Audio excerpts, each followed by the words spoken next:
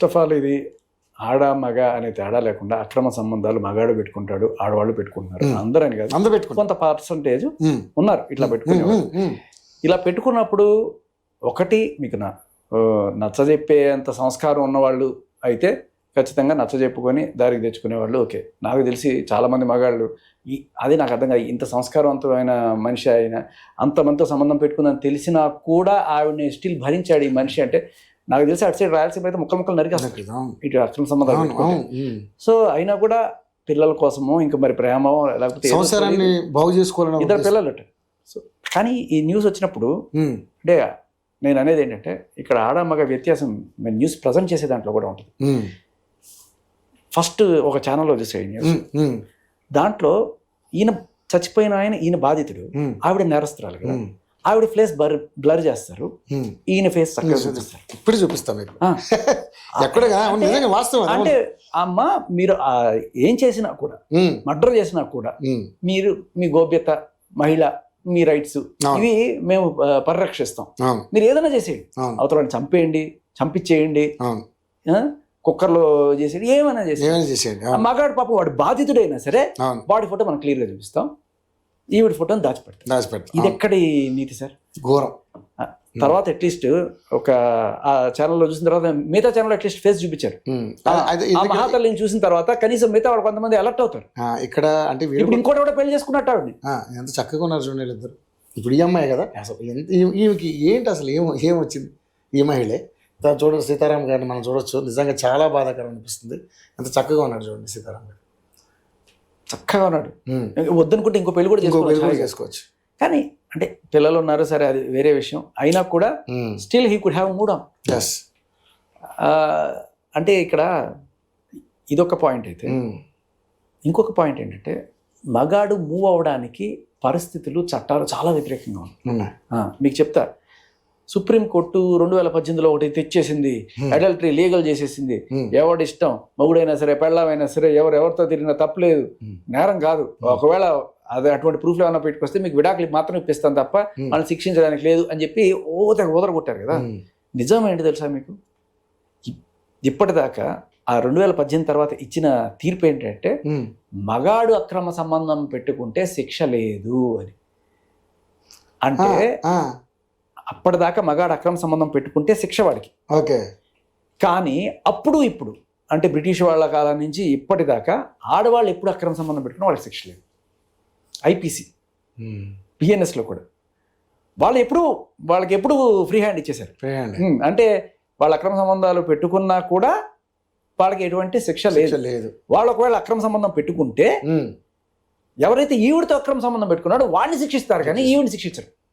ఇప్పుడు always victim, చిన్నపిల్ల, ఏం తెలియదు పాపం అనే కోణంలో అనమాట. నువ్వు కావాలంటే ఆత్మహత్య చేసుకుని చచ్చిపో. సో ఇది చాలా రోజులు జరిగింది. ఇప్పుడు ఏంటంటే భార్య భర్త ఉన్నారు, ఈవిడ వెళ్ళి ఇంకోటితో అక్రమ సంబంధం పెట్టుకుంది, భర్త లబోదీపం అని చెప్పి వెళ్ళి కోర్టులో కేసు పెట్టాడు. కుదరదయ్యా, ఆవిడ మీద ఏమి శిక్ష పెట్టడానికి లేదు, ఇలా చాలా రోజులు ఉంది. అదే భర్త కనుక అక్రమ సంబంధం పెట్టుకుంటే ఈవిడ ఏం చేస్తుంది? అడల్టరీ పెట్టేది. అడల్టరీ పెట్టినప్పుడు ఆయనకి 2 ఏళ్ళు ఏదో జైలు శిక్ష ఉండేది. సో ఫైనల్ థింగ్ ఏంటంటే ఇక్కడ ప్రూఫ్ అనేది చాలా ఇంపార్టెంట్. సరే అది చేస్తారో లేదో పక్కన పెడితే, ఇది చూసిన ఒక సుప్రీంకోర్టు జడ్జి ఇది మరీ దారుణం అంటే అని చెప్పి ఆయన అప్పట్లో ఉంటే ఇద్దరికి ఉండాలి శిక్షలు, లేకపోతే ఇద్దరికి ఉండకూడదు అనే కోణంలో చాలా పాలిష్డ్ గా ఒక తీర్పు తీసుకొచ్చారు. ఆడవాళ్ళని మనం ఒక వస్తువులాగా చూస్తున్నాము, ఆవిడికి ఒక మనసు ఉంటది, ఆవిడ ఇష్టపూర్వకంగా వేరే వాడితో పోతే అది ఏదో ఆవిడని బలవంతంగా రావణాసుడి సీతను తీసుకెళ్ళాడని చెప్పి అన్నట్టుగా అనుకోకూడదు.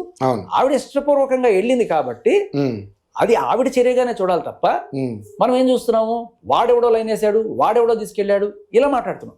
ఈ రోజుకి కూడా సార్ ఎక్కడన్నా ప్రాస్టిట్యూషన్ జరిగినా లేకపోతే ఆడవాళ్ళు ఈ కేసులు ఇరుక్కున్న తెనాల్లో మనం ఒకటి చూశారు కదా, ఏది అర్ధనగ్నంగా లేకపోతే ఫుల్ నగ్నంగా షోలు ఇచ్చుకుంటూ డబ్బులు సంపాదించుకుంటూ ఒక కంపెనీ పెట్టుకొని ఇది చేస్తే మన పోలీసులు చెప్పేది, మన మీడియా కథనాలు కూడా ఏంటి, పాపం ఈ మహిళల్ని ఒక ఇద్దరు దుర్మార్గులు వీళ్ళందరూ కూడా ఇటువంటి ఆశ కల్పించి వాళ్ళతో ఇటువంటి చేపిస్తున్నారు. వీళ్ళ దుర్మార్గులు మళ్ళీ. సో అంటే వాళ్ళకంటూ వాళ్ళు డిసిషన్స్ తీసుకునే పొజిషన్లో ఇవాళ ఉన్నారు. 18 ఏళ్ళు దాటిన వాళ్ళు మేజర్లను ఎందుకంటాం? తర్వాత వాళ్ళు ఏం చేసినా కూడా అది వాళ్ళ రెస్పాన్సిబిలిటీ, వాళ్ళ అకౌంటబిలిటీ. అలా కాకుండా ఇవాళ వాళ్ళు చేసే ఎదవ చేష్టలకు అన్నిటికీ కూడా ఇప్పుడు ఒక ఆవిడ ఎవరో ఐటమ్ సాంగ్ చేసింది, ఏమిటి ఇది? కక్కుర్తి, డబ్బులు కక్కుర్తితోటి మీరు ఐటమ్ సాంగులు చేసుకుంటూ ఇది చేస్తున్నారు, లేకపోతే షోలో బూతులు మాట్లాడుతున్నారు, అర్ధనపం షోలు ఇస్తున్నారు, ఎందుకు ఇంత డబ్బులు కక్కుర్తితోటి ఇటువంటి దిగజారుడు పనులు చేస్తున్నారని మనం ప్రశ్నిస్తే కొంతమంది మహిళా కార్యకర్తలు వీళ్ళు వచ్చి ఏం మాట్లాడతారంటే, ఆ ప్రొడ్యూసర్ నాన్నమే, ఆ డైరెక్టర్ నాన్నమే, ఆ కొరియోగ్రాఫర్ నాన్నమే, వీళ్ళందరూ తప్పు కదా. ఇప్పుడు అప్పుడు లేదు అనసూయ గారు రాశి గారి ఫలాలు అని చెప్పి అన్నారు. అన్నప్పుడు అది తప్పు కదమ్మా, మీరు వేరే వాళ్ళని తప్పు పడుతున్నప్పుడు ఇలాంటివి కూడా చేయకూడదు కదా మనం అన్నప్పుడు నాకు వచ్చిన ప్రశ్నలు ఏమిటి తెలుసా, ఆ ప్రొడ్యూసర్ తప్పు కదా, ఆ షో కండక్ట్ చేసిన డైరెక్టర్ తప్పు కదా, ఆ డైలాగ్ రాసిన స్క్రిప్ట్ రైటర్ వాళ్ళు అడగమే, ఈవిని అడుగుతున్నామే అంటే. సో వీళ్ళు అకౌంటబుల్. ఒక మహిళ కనుక తప్పు చేస్తే మహిళకి ఏ రకమైన సంబంధం లేదు. ఇప్పుడు మీరు డబ్బులు ఇచ్చారు, ఒక మహిళకి డబ్బులు ఇచ్చి చంపేయమన్నారు అనుకోండి, ఆవిడ చంపేసిన తర్వాత ఆవిడ చేత చేయించాడు వీడు, ఆవిడ తప్పేం లేదు. అదే. సో వీఆర్ నాట్, అంటే వాళ్ళని మనం ఒక మైనర్స్ లాగా చూస్తున్నాం ఇప్పటికీ కూడా, మన చట్టం ఇప్పటికీ కూడా. ఇది మారకపోతే ఇప్పుడు ఏంటంటే మీరు చెప్తా కదా, మీరు అన్నారే ఇందాక, ఇష్టం లేకపోతే ఇప్పుడు మగాళ్ళు అక్రమ సంబంధాలు పెట్టుకునే వాళ్ళు ఉన్నారు, భరించే వాళ్ళు ఆడవాళ్ళు ఉన్నారు, చీ దరిద్రం నేను భరించలేనని చెప్పి వెళ్ళిపోయే వాళ్ళు కూడా ఉన్నారు. It's up to your choice. ఆ దరిద్రాన్ని భరించాలా వద్దా అనేది మీ చాయిస్. అలాగే మగాడికి కూడా ఆవిడ అక్రమ సంబంధాలు పెట్టుకుందు అన్నప్పుడు మీరు చంపేయడాలు ఎట్లా చేయకండి, విచ్ హీ డిడ్ గుడ్, కానీ మీరు చచ్చిపోవడం ఎందుకు, వదిలేసి వేరేదాన్ని మూవ్ ఆన్ అయిపోండి అన్నప్పుడు ఇక్కడ మగాడికి ఉన్న రిస్క్లు ఏంటి చెప్తాను. సో ఇతను వెళ్ళిపోయిన తర్వాత నాకు నువ్వు వద్దు అన్నాడు.